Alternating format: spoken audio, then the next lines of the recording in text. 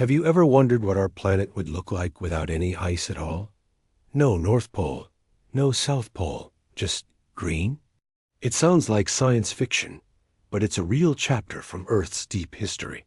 We're going to journey back in time, tens of millions of years, to a world you'd barely recognize. A world without ice. Let's rewind the clock about 50 million years, to a period called the Eocene epoch. Imagine an Earth that's practically a global sauna. Average temperatures were up to 14 degrees Celsius, or 25 degrees Fahrenheit, warmer than today. Carbon dioxide levels in the atmosphere were sky high, possibly over 1,000 parts per million, creating an intense greenhouse effect that trapped heat across the entire globe. The result? No permanent ice sheets, anywhere.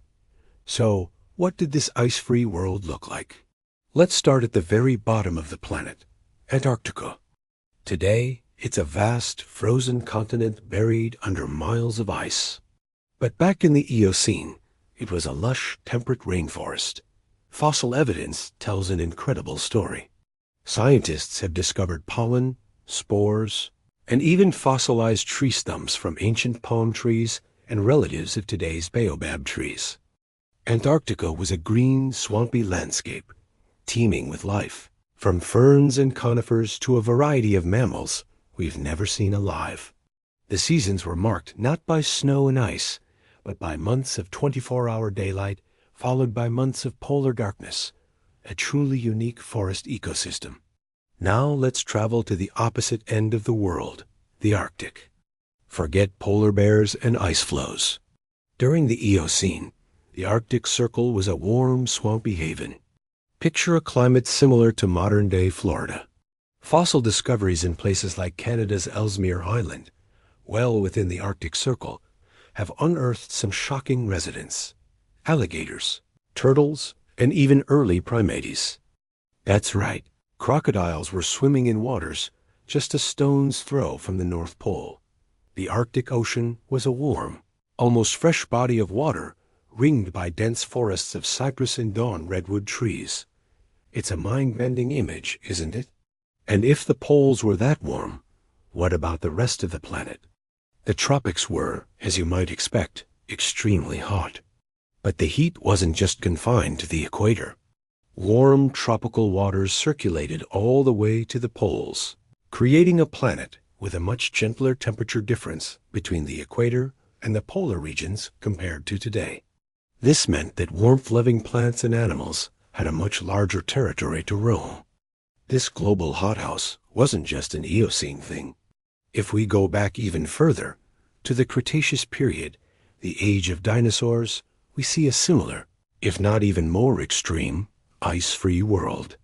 Around 90 million years ago, sea levels were staggeringly high, perhaps 170 meters, or over 550 feet, higher than they are today.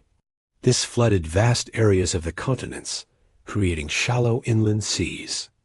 The iconic white cliffs of Dover in England, for instance, are made from the fossilized remains of tiny marine organisms that thrived in these warm, shallow waters that once covered much of Europe. The Cretaceous was a time of giants, fueled by the warm climate and lush vegetation. Massive sauropod dinosaurs, the largest land animals ever, roamed every continent, including Antarctica. Flying reptiles called pterosaurs, some with wingspans as large as a small airplane, soared through the skies. And in the oceans, gigantic marine reptiles like the Mosasaurus were the apex predators. This high-energy, hothouse world supported life on a scale that's hard to comprehend today. So how did Earth get so hot? The main driver was volcanic activity. During periods like the Cretaceous and the Eocene, intense and prolonged volcanism pumped enormous amounts of carbon dioxide into the atmosphere. This CO2 acted like a thick blanket, trapping solar heat and warming the entire planet, melting any ice that tried to form and preventing new ice sheets from growing. It was a natural process, playing out over millions of years. Studying these ancient ice-free worlds isn't just a fascinating trip into the past. It's a vital lesson for our future. It shows us just how different Earth's climate can be. It demonstrates the powerful influence of greenhouse gases, like carbon dioxide, on global temperatures and sea levels. The fossilized rainforests of Antarctica and the crocodile bones from the Arctic are stark reminders of what a truly warm planet looks like. These past hothouse eras show us the Earth system's capacity for dramatic change. The world we live in, with its familiar polar ice caps and temperate zones, is just one of many faces Earth has worn throughout its 4.5 billion year history. The ice-free chapters of our planet's story are written in the rocks, a silent but spectacular testament to a world that was hotter, wetter, and wilder than anything we know today. Thank you so much for joining me on this journey back in time. It's a powerful reminder of how dynamic our planet truly is.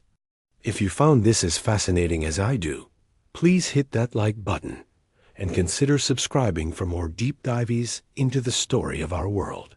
Let me know in the comments what ancient world you'd like to explore next. See you in the next video.